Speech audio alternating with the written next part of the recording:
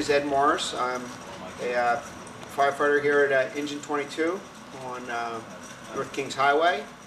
I've been in the Cherry Hill Fire Department for approximately 13 years as a career firefighter, and prior to that, about 6 years as a volunteer. When a kid says in high school, for example, that he wants to be a firefighter, he wants to work in Cherry Hill, do most of them understand that they're not going to be going to structure fires every day? Like, do they understand what the job entails? You know,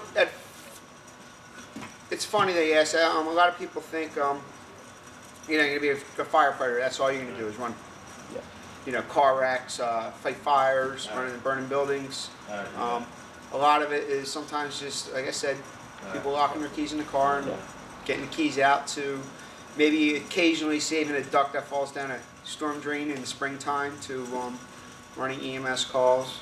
A lot of it has to do with training.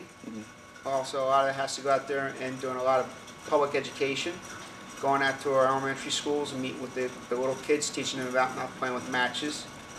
We go out and we spend a lot of time in our commercial buildings, doing walkthroughs and seeing the layout of those buildings on how a fire could actually affect the structure of that building and how we would attack it. So it's just not just fighting fires. It's also being part of the community, go out there and interacting with them and trying to make things safer for everybody.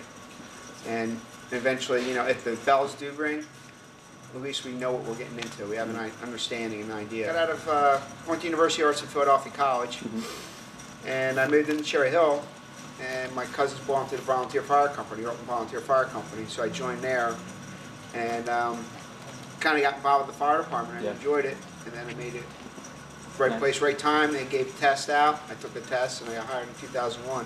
Great. So, all right, that's how you transition. Yeah, it's kind of weird. You don't plan it. No. It just sometimes you just fall into a job that you like. But aren't there a lot of people who plan a career as a firefighter, or is it usually you volunteer and then you what happens is a lot of guys, some guys when they start off young, 16, that's all they want to do is be a fireman. And then other people find this job as they get older in life, or the job finds you. Okay. So that's kind of how. Someone who wants to be a career firefighter, well, it's funny though. I mean, sometimes I said to you earlier, this job finds you where you find a job. If you want to be a firefighter, possibly do your research, read up on it. You can become a volunteer at some local fire departments around town. See if you like it. If you like it, stick with it. This job here isn't a job where you can learn, sit behind a TV and playing video games all day. You got to go out and actually get your hands dirty. A lot of the guys here in the job, they're off duty. They're carpenters. They're electricians. A lot of guys do a lot of skills with their hands. They're not afraid of physical work. This job isn't a job where you can say, okay, one day you're going to sit and play video games all day, and all of a sudden you want to be a fireman. So if you want to go that route, you got to, make sure you're willing to go and work hard and get your hands dirty. It's all about discipline. There is discipline. You have to, with any job, you have to be disciplined and research your career and stick with it and study it and follow through for it. Same here at the fire department. You have to be disciplined. You have to train. You have to work out. You can't be a slouch. You can't sit on the couch all day, play video games. You got to go out and do something. This job in itself is a physical job, and if you're not ready to do it, it's going to kick you in the butt. You just can't take things for granted, because if you do, you're going to get hurt, or you're going to hurt your crewmates. And you don't want that to happen, because again, you want to come home at the end of the day. And in Cherry Hill, what does your typical week look like? What are the calls you usually get, aside from major structure fires? Our typical week here in Cherry Hill, it's kind of interesting. Basically, we have all kinds of calls. Monday through Friday, our population swells. Our daytime, our sleeping community basically people that sleep overnight and live here in Cherry Hill is about 70,000, 60 to 70,000. But during the day we have the population swells up to maybe 150,000, 200,000 people coming into work to Cherry Hill, coming into shop, and transverse through the township. So when you're looking at type of calls, it can be anything minor as someone locking their keys into the car, to a car wreck, to a smoking outlet in a house, or an appliance that's burning up, to a regular house fire. We also have hazardous material incidences in town. Thank God there's few and far between of those, but we do have them. Do you have a special hazmat unit? We do have a special hazmat unit, and that's on the east side of town. And we also have a rescue company too, and they're also on the east side also. And when it comes to calls, it's anywhere from the simple mundane things that some people might take, oh my God, it's going to ruin my day. Such as, keys locked into the car, or to someone having a cardiac arrest. We also run a lot of EMS runs out of here, so a lot goes on. And really there's no rhyme or reason when we get the calls. So it's not like a full moon, you're going to get a lot of calls. It's a Camden County Dispatch Center. We have our own, in other words, Okay. for Cherry Hill, and Yes. other towns have theirs also, but it all gets thrown through county communications. With Cherry Hill though, is when you dial the 911, it goes right to the Cherry Hill Police Department. Okay. And the police department, they will answer it and then forward it to county communications center depending upon what the call is.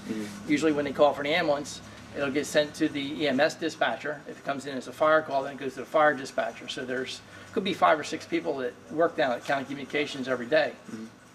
And depending on what kind of call comes in, that's how it gets transmitted to them. Other towns, it goes right to the Camden County Dispatch Center. But with Cherry Hill, all 911 calls go right to the police department. Years ago, when I was working at the other side of town, we had a call. It came in, somebody called from their cell phone, 911, and it was a call to North Jersey with the same street in Cherry Hill, but it went right to, it was a call for North Jersey. And we're thinking, this is not right. So we had to call communications again and have them find out where the call came from, and then find out that it was all the way up in North Jersey. So things like this happen. Computers are only as good as us knuckleheads that are using it. Yeah. I mean, computers are great, but if you don't have somebody programming it right, then you have a problem. Or if it fails. Exactly. Yeah. Then you have to go to plan B. We do have, if the computer does fail, it has gone down every now and then, and we do have a map book which tells you the same exact things. You just look up the street address, tells you exactly how to get there, where the hydrants are, and any other problems you might come across. Computers are good, but this is called Cherry Hill Alert Channel, and that's how we get notified of a fire call. Okay. So it could not only, it could be just engine 22, it could be the west side, or it could be the east side going out. You just gotta listen up to what the address is.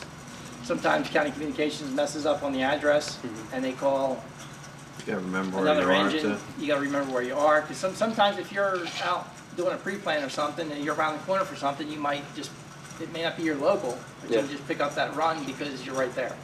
What's the I remember protocol? what Let's say station you're in. Yes. let's say Camden has a huge structure fire.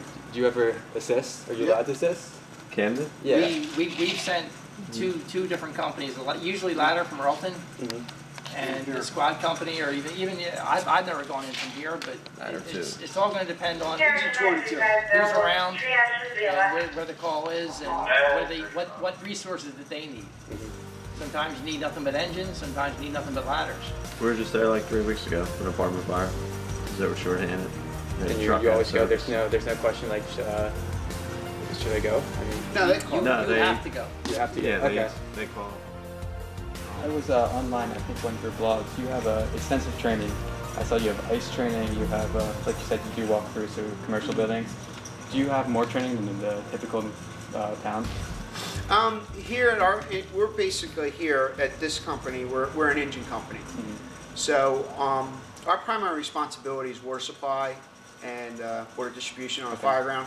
The extensiveness of our training, we train once or twice a month.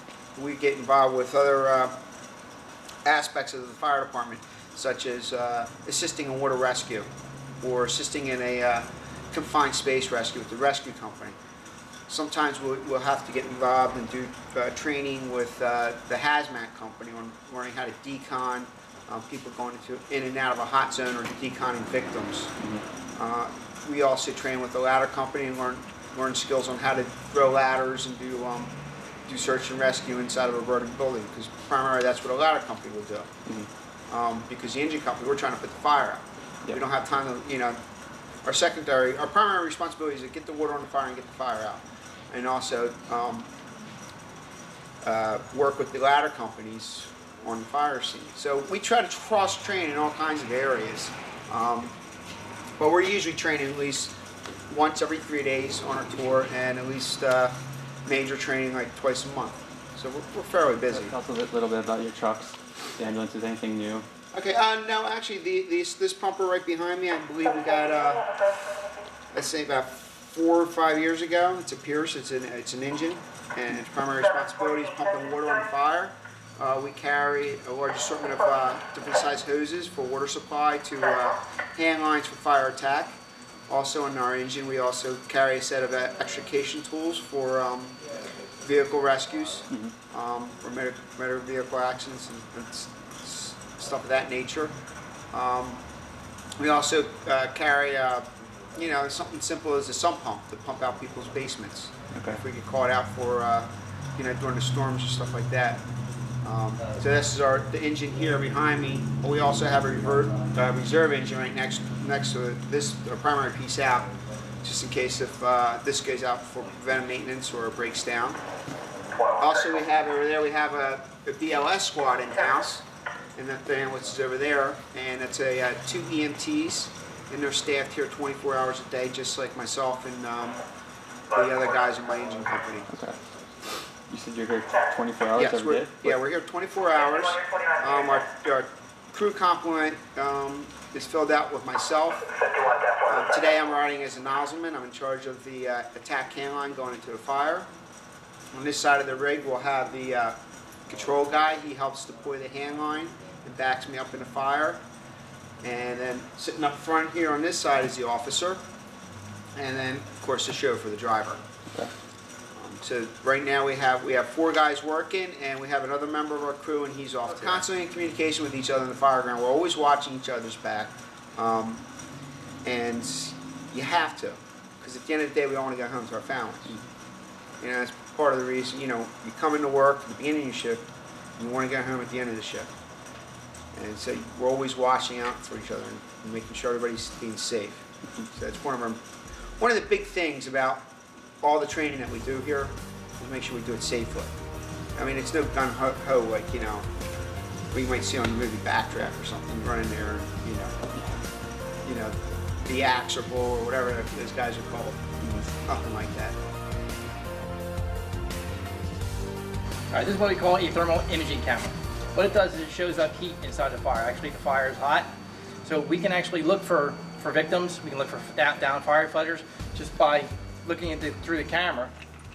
And what you're going to see is a white glow is where the most heat's going to be.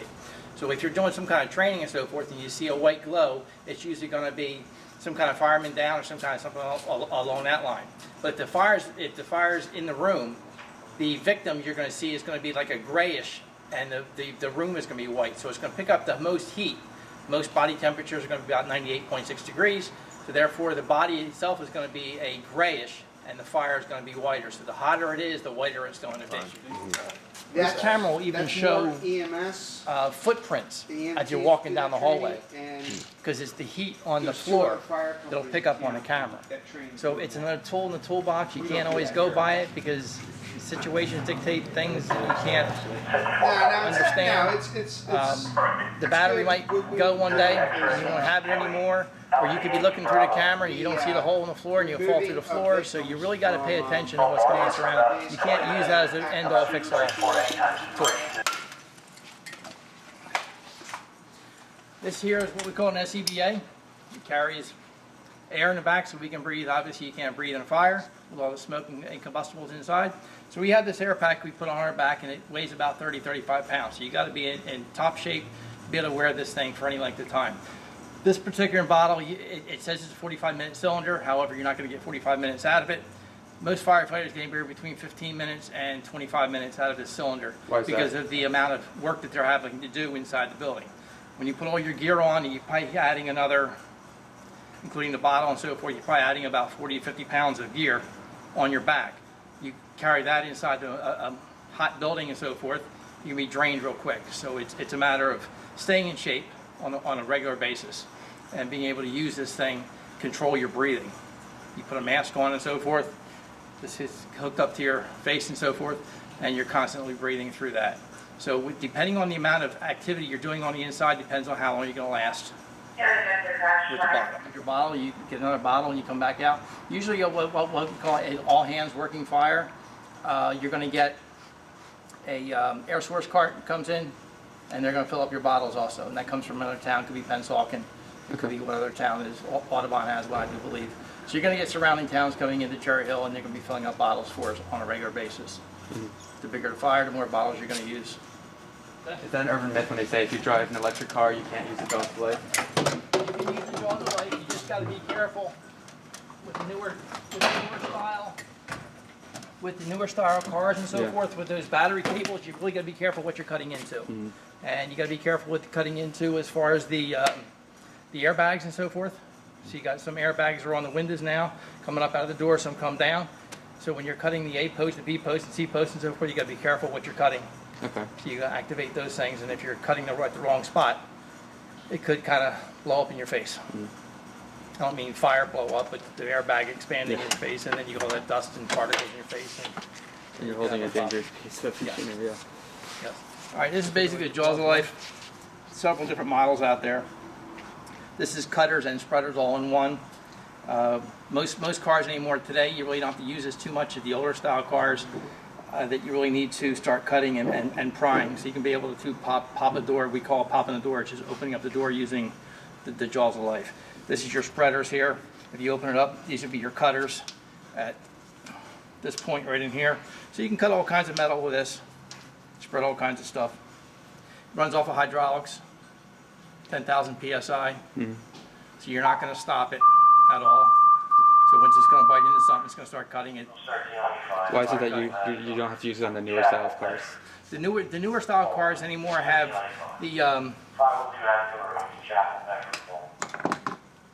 they have crumple pieces of mechanisms in the car. So the newer cars give a lot more. So you won't have that entrapment like you did back in the say the 80s and early 90s. So anymore they're designed to crumple and not pin somebody into. Yeah. They're designed to break easier instead of having a big mangled mess. So the person doesn't take the impact of the crash. Exactly. Their job today, I'm the chauffeur, the driver, engineer, whichever you want to call it. They can't go get water until I start opening up some of these levers. So there's procedures I have to follow and do A, B, and C before I can go D, E, and F. And these are the hoses up top here. I got hoses off the back, and they're all color coded as to which one you're going to start pulling. Red goes to red. This one goes this one. This one goes this one. Just kind of pull them out, and you get water. That's really all that it is. There's gauges on here telling me what kind of pressure, what kind of gallons per minute that I'm going to be flowing. The bigger the fire, the bigger the hose, the more water that you're going to need. So it's really there's a science behind this, and you really have to know what's going on to be able to perform it. All right, each engine has a computer. When the call comes up, it'll come up on the computer exactly what the address is, the cross street, and it'll come up as to what the resident states the outlet smoking. So that'll come up. Sometimes it'll say all the residents have been extricated or have been taken out of the house and so forth. So we hook up to that, and then we hook up to the map. There's a map in Cherry Hill, tells you where all the hydrants are. So we just program the street name into it, and it comes up as to where it is on the computer. And then we just follow it on the computer of how to get there. And sometimes we have to go a couple blocks around to get to the house because the hydrant is on that side of town and not on this side. So we may have to go a block or two out of the way just to pick up that water supply. And as a water company, do you have one major experience that sticks out in your 12 years here? Well, there's a couple. We were first new engine company several years back for a restaurant fire. It used to be Chili's, which burnt down. We got called out one house an alarm system, and it got upgraded to a working box, building fire. We get out location, light smoke showing, no big deal. Looked like there's a booth on fire. So, truck company goes in, opens up, locates the fire, and they say, all right, go inside, it's down on your left-hand side, you can't miss it. Engine company, my guys, they pull the hand line off and they go inside. So they're in there fighting, putting the water on the fire. And I had a second due engine company drop supply line to me, and they went to the hydrant. And so I take their supply line and I hook up to my engine. Right now I'm working off of tank water. The guys in there fighting fire, so all right, we got time. And the smoke starts banking down, starts coming out the the front door. I'm like, oh, this ain't looking too good, but still got a half tank of water. We're down to like a quarter of a tank. I'm like, where's my water? They were supposed to send it from the fire hydrant to me. Well, what happened was the line broke in the street, the supply line. So I realized I got a quarter tank left. I'm not getting any water from my supply engine. So we go, kind of actually a saving grace. I told the guys, back out, we're out of water. And the smoke just dropped down and it was blowing out the front. And so the guys, there might have been like 5 guys in there, 6 guys in there fighting the fire. They all come running out. It ran out of water, conditions deteriorated, and probably 2 minutes later the whole roof collapsed in. So if it wasn't for us losing our supply line in the street, it would have been a different story. What happened was there was fire all above their heads, and it had been going for like 2 or 3 hours, and we didn't know that. Sometimes you say it's skill, but sometimes when you're fighting a fire, sometimes it's luck. And that day we got lucky, and that was probably one of my memorable moments on the fire ground. That I could think of recently. And that was about 4 or 5 years ago. Mm-hmm. It still sticks with me, because it could have been a totally different outcome, So it's, sometimes when you're fighting a fire, it can be a regular, normal fire, and it can go bad for you real quick. So. And get the proper amount of water out. Whose responsibility is to check all the hydrants around the town to make sure they're properly maintained? We do a yearly flow test on them, and New Jersey Water, which owns the hydrants, the majority, I'd say 99% of hydrants in town are owned by New Jersey Water. They rent them to us, and then we go around and we do our inspection, and they go around once a year also and do their flow testing also. Was there ever any problem where the hydrant was not working adequately, and you had? There's been in the past. There's been hydrants that have been frozen in years past. I had yet to see one in the careers I've been here, but there have been hydrants that have been frozen. There's been hydrants that have, when they worked on them, they forgot to turn them all the way back on in the street. That means the water company.